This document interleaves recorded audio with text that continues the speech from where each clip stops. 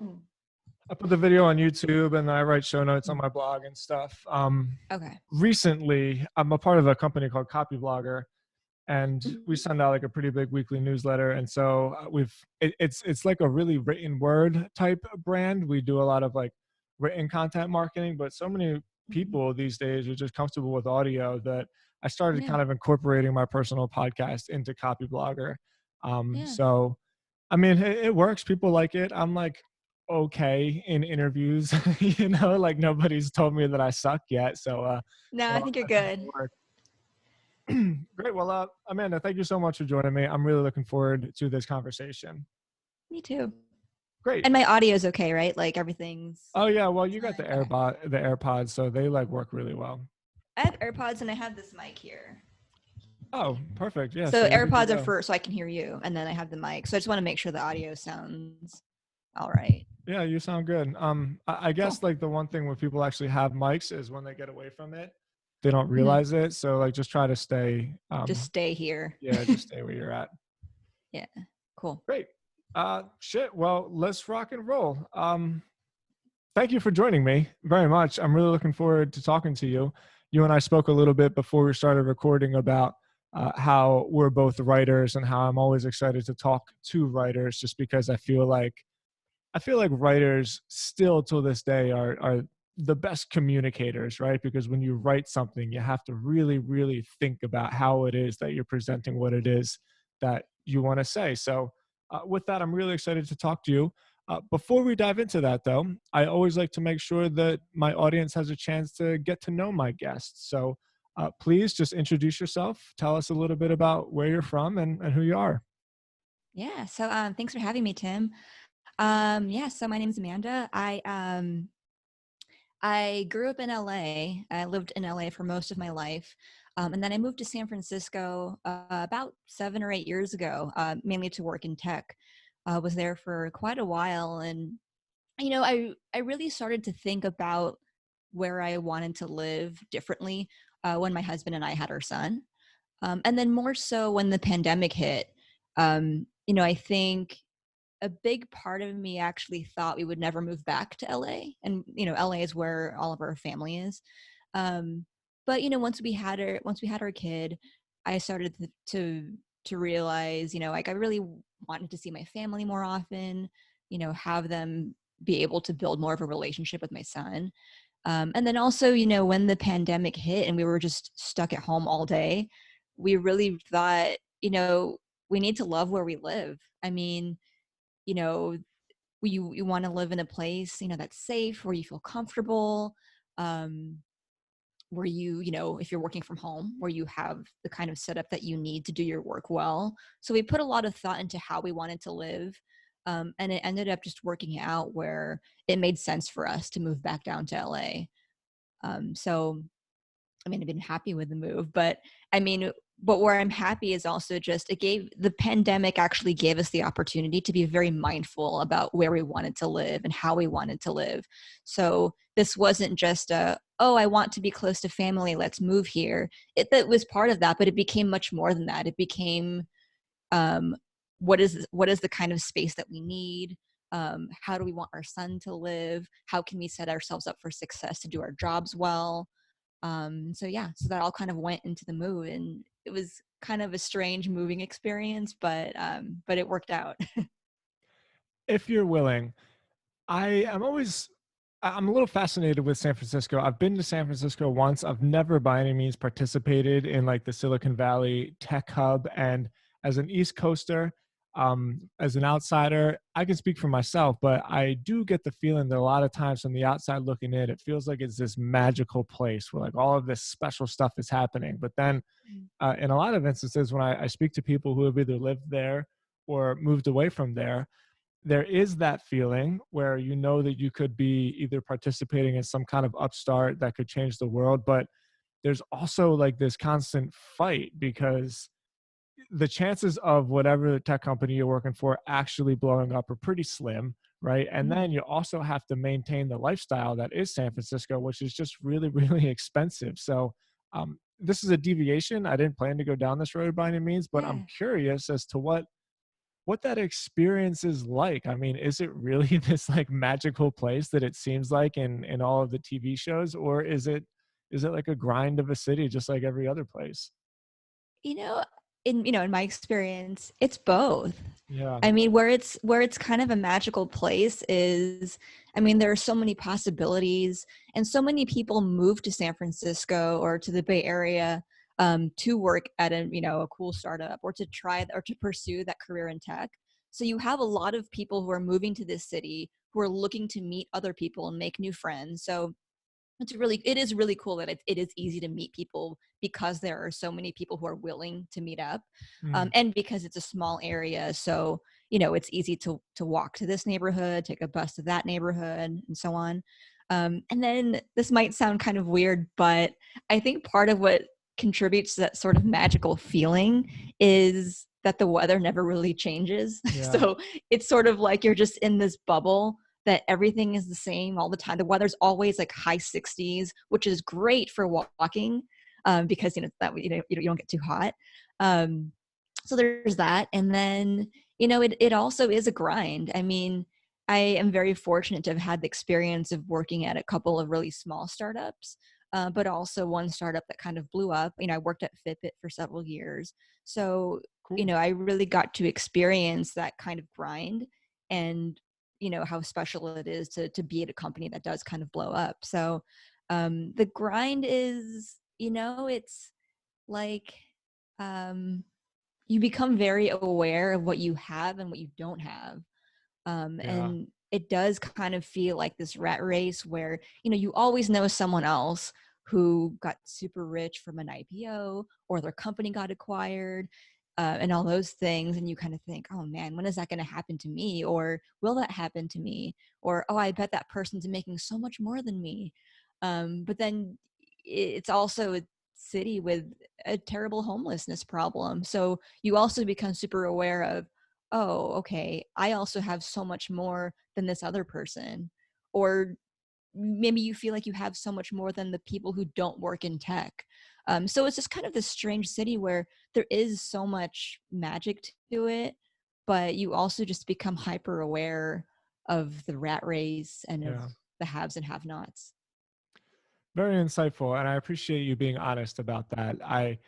I'm self-aware enough to see that all the Mm-hmm. places that I've been to for the first time, we have this idea about them. You get there and you think it's just another place, and every city has their own personality. But I've just heard such dichotomies about the city with the one side or the other, and so hearing that Mm-hmm. insight from you is really cool. Thank you. Okay, so now you're the head of marketing for Growth Machine. I had Nat on my podcast, I guess about a year ago. He and I still talk on Twitter from time to time. He's like one of those super smart guys where every time he talks, I pay attention just because he's kind of like weirdly smart in that way. Yeah. But I want to talk about Growth Machine. I want to talk about your role there. But how did you end up there in the first place? Like, Growth Machine is a marketing agency which stands out, which is difficult to do. There's a million marketing agencies. And so the fact that you were able to get a head of marketing position, which is like pretty coveted in this transition, I want to learn how you fell into that role and what your work looks like. Yeah. So I started following Nat and Growth Machine sometime last year. I think I first heard of them through the podcast series they did about Cup and Leaf and how they grew the site from, zero to over 100,000 monthly visitors. Um, and then from there, I got to, what I thought was so interesting about that was, at the time, I thought, I just kind of assumed, everything that could be SEO'd has been SEO'd. Yeah. Like, all this has been done. So I was really fascinated by this idea that, and I think they thought it too when they started the T blog. Um, but they realized, oh, there actually is a lot of possibility here. And then obviously they grew the site. And then since then, I just kind of kept up with what they were doing. And then I subscribed to Nat's newsletter, the Monday Medley, sometime last year. And so when I saw that they were hiring for a head of content, I thought, oh, wait, I could do this. I write, I have done content and marketing for a number of years. Um, so I ended up applying. And as we, started talking about the role, um, I did a project. I submitted a project and like kind of planned for what content might look like. But I also kind of turned that conversation into, well, here's what marketing might look like. And as we talked more and more, it just kind of made sense to turn this into a kind of head of marketing role, which, it is very content focused. Hmm. But now I'm also focused on other things like, making sure our email funnels are optimized, making sure lead generation has been optimized, and then just also thinking about what can we do with content in a way that puts our best foot forward in terms of marketing. So yeah. Okay, perfect. Well, talk to me about that. You're a fantastic writer, by the way, and I really mean that. I spent the last couple of days reading a lot of your work on Growth Machine and one article on your personal blog as well. Little side note: this is the second time this week that somebody told me about Estonia and how like remarkable of a country it is, and so I feel like I have to go there. Yeah. Like I said, side note, but there's definitely people that think why bother with SEO? There's like a million new pages of content published a day. What are the opportunities? And so, from your viewpoint, what is it that you guys are actually doing on the Growth Machine blog, but also with your clients that does provide these results that you guys seem to continuously provide? Yeah. So this is also, what really attracted me to this to Growth Machine as a company. I mean, if you told me 5 years ago that I would be working at a content marketing agency, I would, it's something that it just never really occurred to me is all. So, I was kind of surprised to have gone down this path. But, what really stood out to me about Growth Machine is, I mean, at the end of the day, we're just really transparent about what we do, what we don't do. We're not one of those agencies that will just do it all for you. We're very upfront about, we do content creation, SEO, and link building. Like that's what our business is. Um, and then we're also just really transparent about our processes and how we track success of what we do.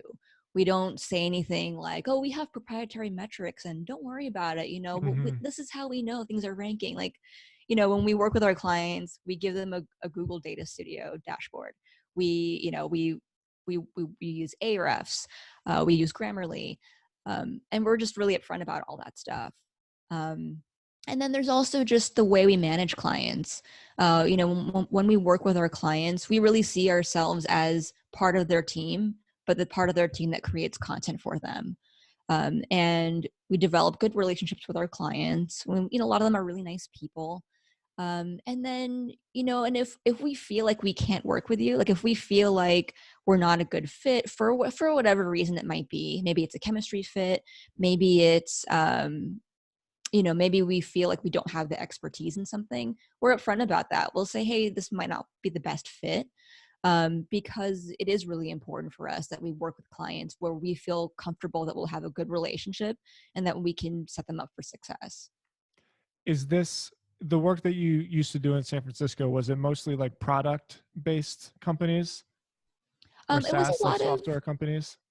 It was a couple of different kinds of companies. So I worked at NatureBox many years ago, and that's a direct-to-consumer snack company. Hmm. So there, I think I was employee number 17 or so. So I was hired to do content marketing, but I did social media, I did product marketing, PR. So it's kind of a marketing generalist role, which is a lot of fun. And then when I joined Fitbit a couple years later, I was one of the early hires on their B2B marketing team. So I headed up content there.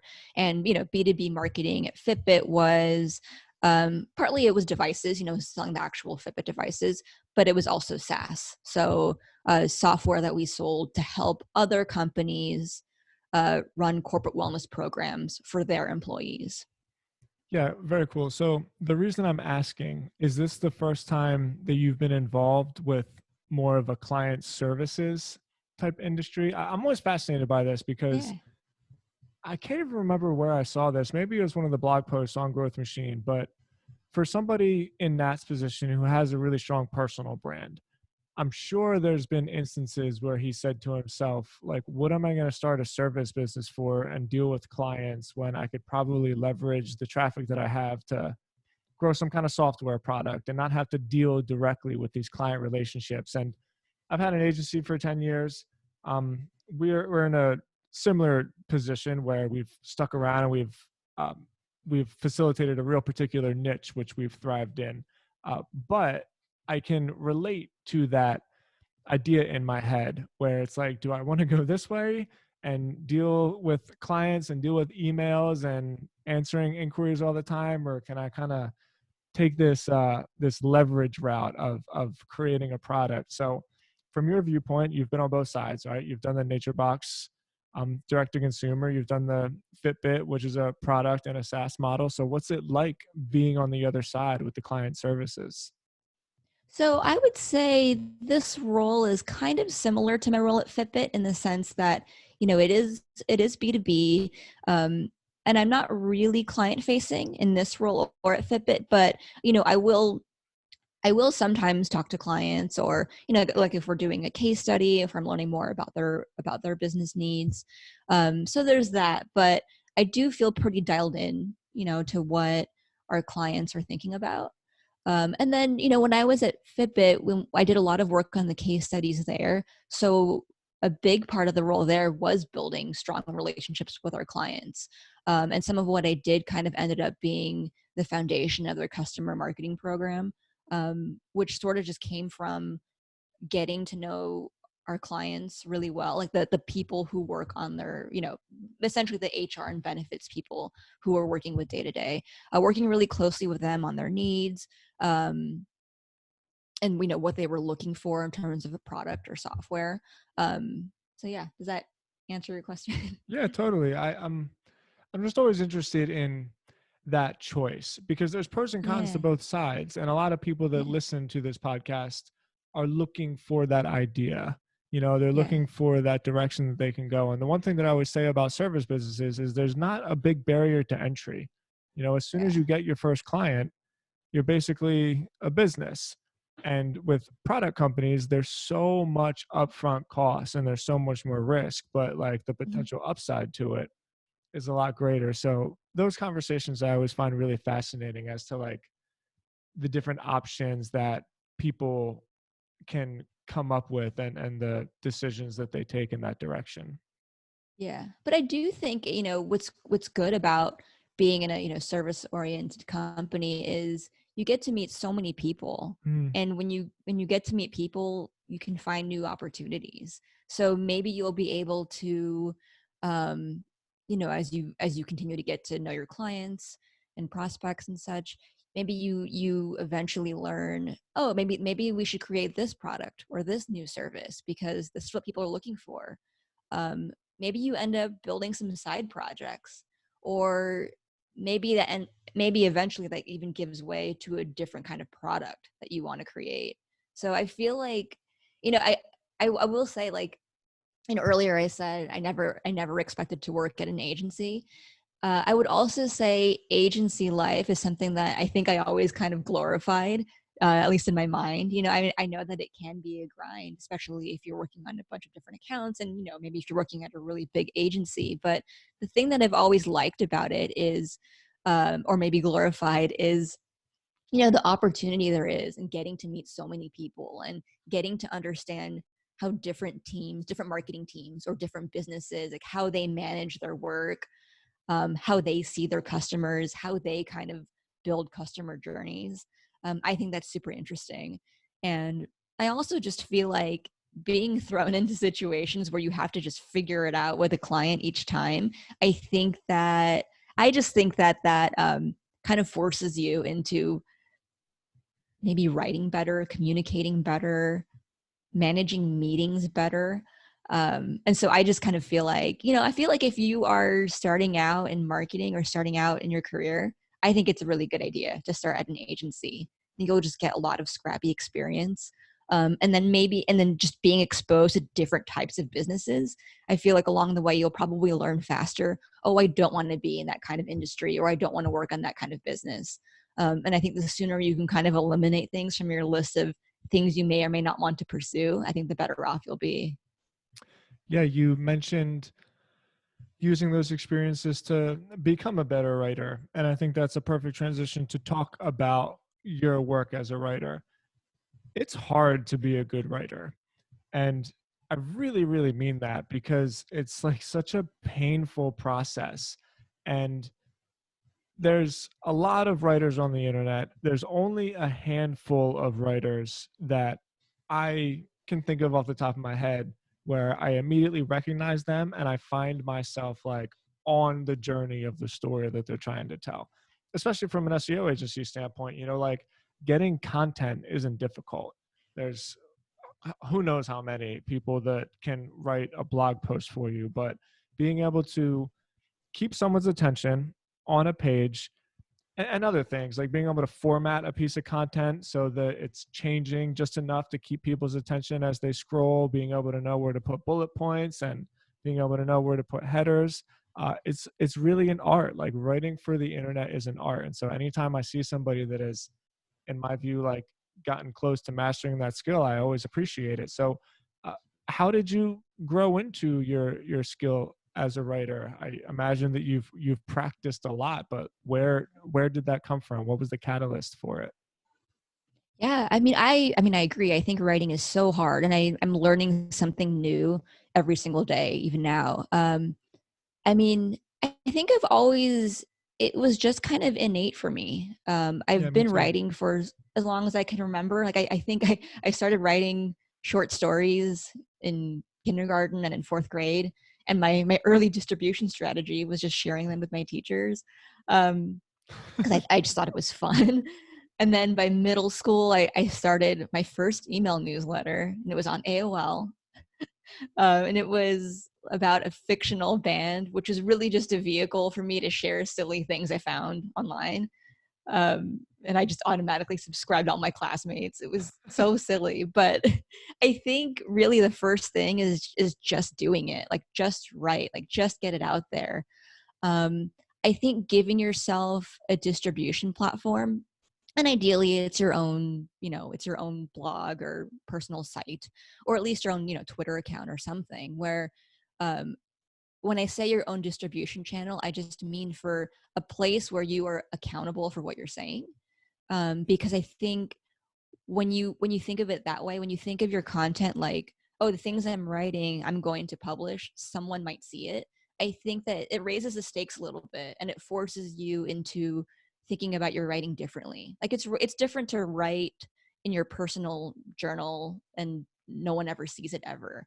But it's different when you're trying to prepare something for other people to potentially see. You start thinking about, oh, is this even accurate? Did I spell this right? Is this interesting? And I think forcing yourself to do that will make you a better writer. Um, and then I also just think it's important to get really comfortable with having people edit you. I think everyone needs an editor. Everyone does. Like not everyone's writing's perfect the first time around.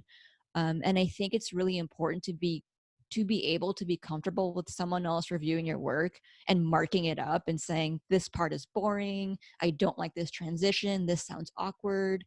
And to just find a way to not take that personally and to just learn from it. Like even now on the Growth Machine blog, right?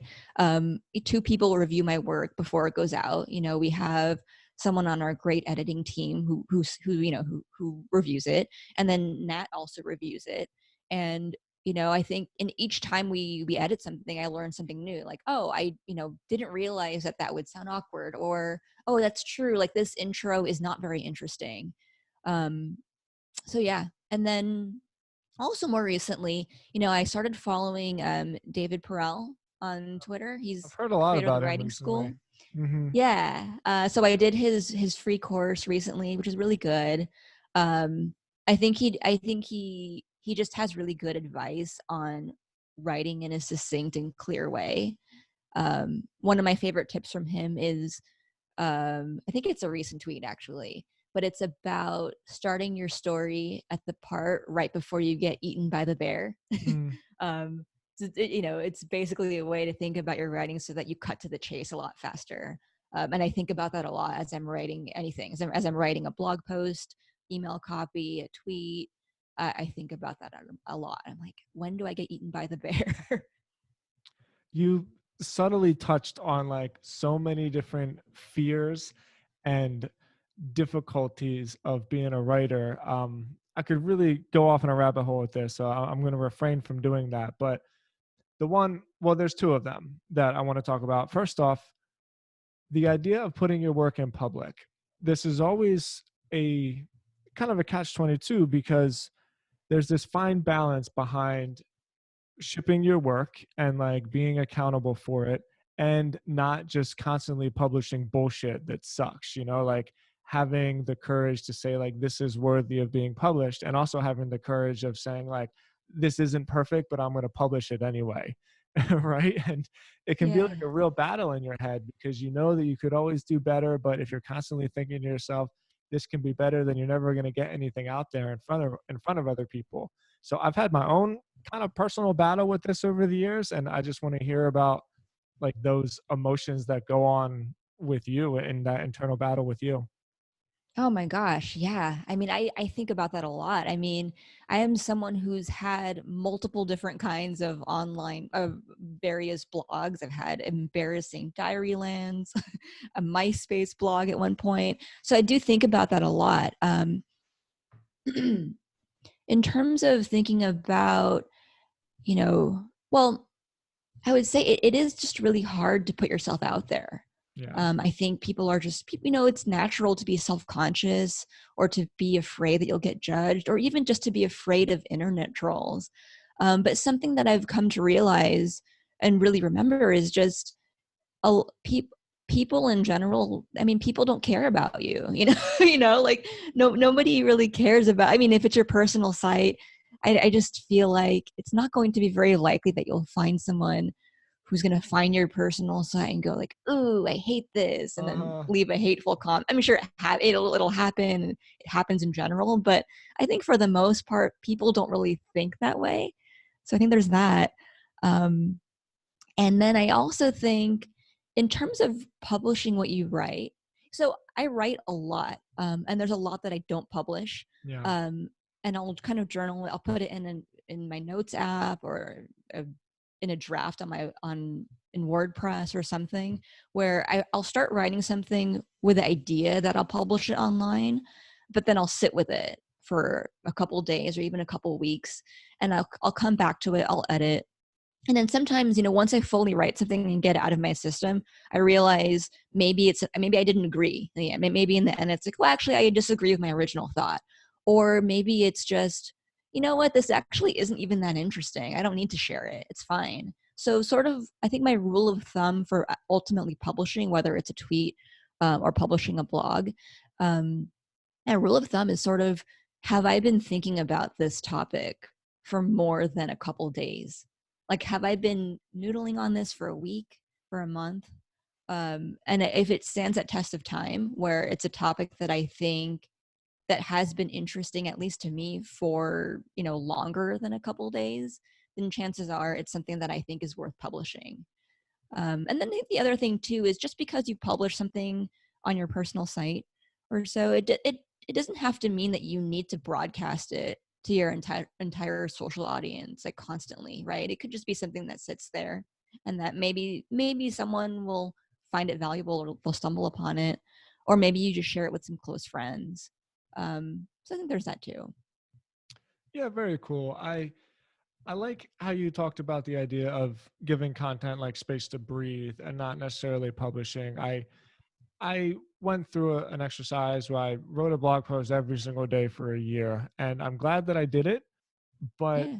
like it was very rewarding, and I definitely think it challenged me as a writer. But in terms of the quality of what I put out there, and also like the quality of the results that I got from it, um there's something to taking your time, putting together content that like really really means something and takes time to absorb, because I think it also like it ups the level of it's difficult to quantify like the value of somebody who reads it, but like I think that there is a way to do that. Like the level of your audience, it also ups that, just because by nature of putting out more higher quality, longer length, like not just for the sake of making it longer, but stuffing more impact in there. The people that read it are just fundamentally going to be more in that tribe. Like they're going to be more willing to take the time to read that content, absorb it, and like hopefully take some kind of an action from it.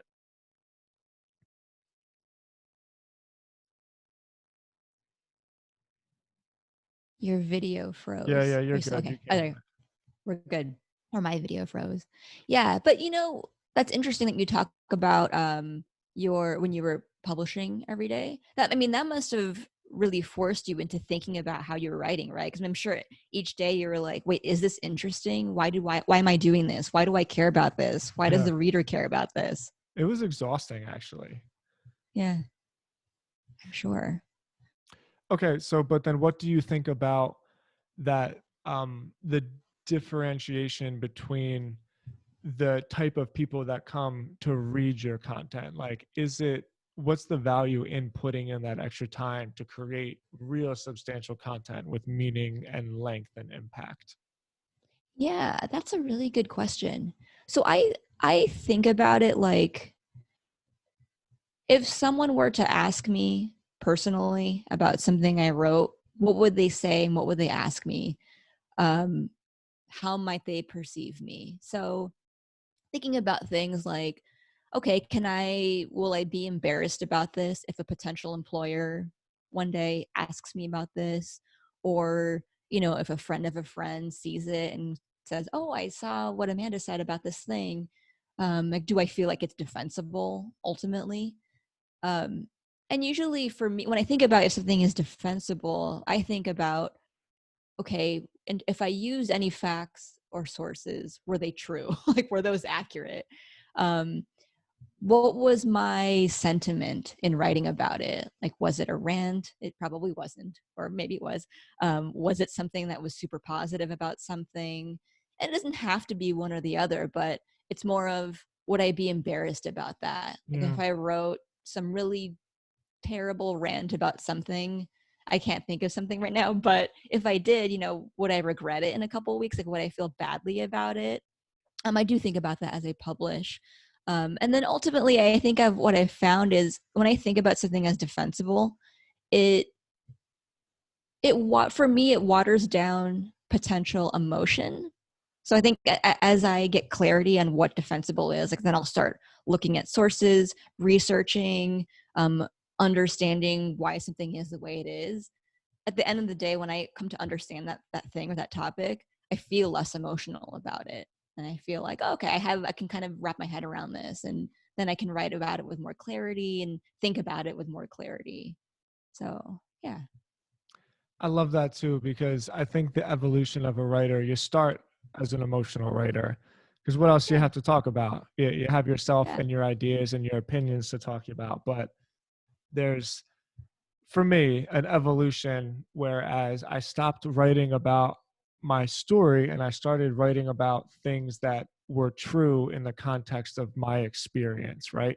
Because you can't Mhm. argue your experience, but Yeah. you also can't argue something where it's fundamentally accurate, and it just forces you to up your game as a writer, because as your audience grows as well, you think to yourself, am I gonna feel stupid if somebody reads something on here and like calls me out on it? Because like that has definitely happened to me before. And like Yeah. I don't know what it is about it. There's like something that is so painful about when you just get called out in public for some shit that you said that like you totally shouldn't have said, you know?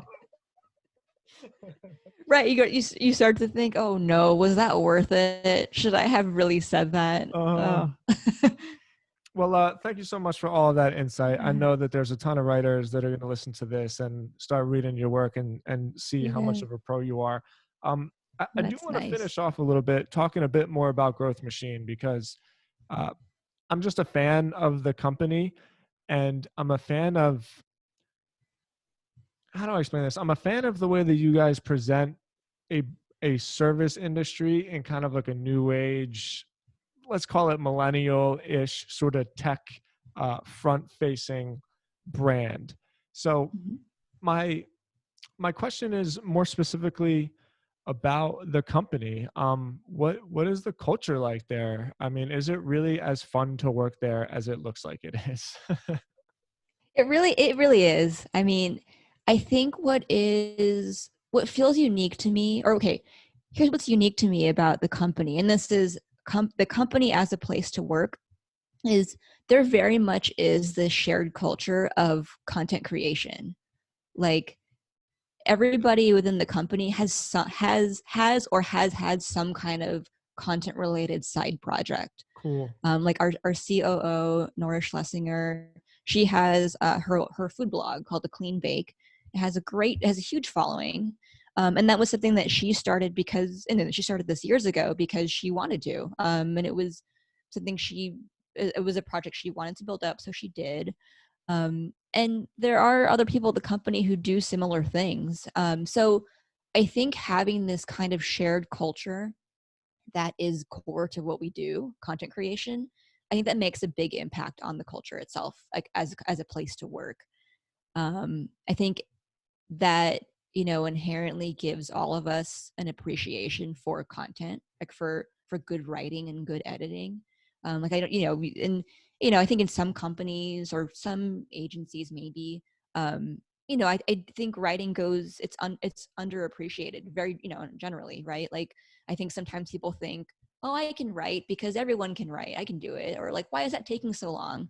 But at Growth Machine, we all inherently understand how difficult it is to write, so we have more respect for it.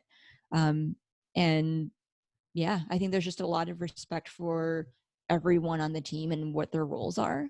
I think that also just comes from the fact that we are a pretty lean team.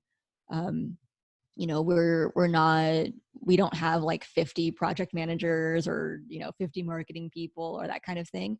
um, everyone everyone has a pretty clear plate. Like everyone knows what's on their plate.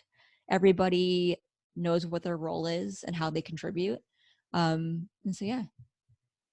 So cool. It's really refreshing to hear that it's a group of content creators doing content creation. I Yeah. can see in my mind well, I don't want to say this bad about anybody. Like, I'm not trying to talk shit, but there's obviously marketing agencies out there where you just fill in the role for the best kind of resume, as opposed to people that appreciate the art of it, doing it for people for money, right? And I think that's a beautiful thing when people get paid to do what they love to do and get paid to do what they're good at and get paid to do stuff that helps other people, right? It's like the perfect combination of life and work and happiness. Well, Amanda, thank you so much for joining me on my podcast. It was really a pleasure talking to you. I will certainly keep up with your work and hopefully continue to learn from you and your writing. Before we sign off, where is it that people can find you? You can hear me. Thank you so much for having me, Tim. This was a lot of fun. Yeah. So before we sign off, where is it that people can find you?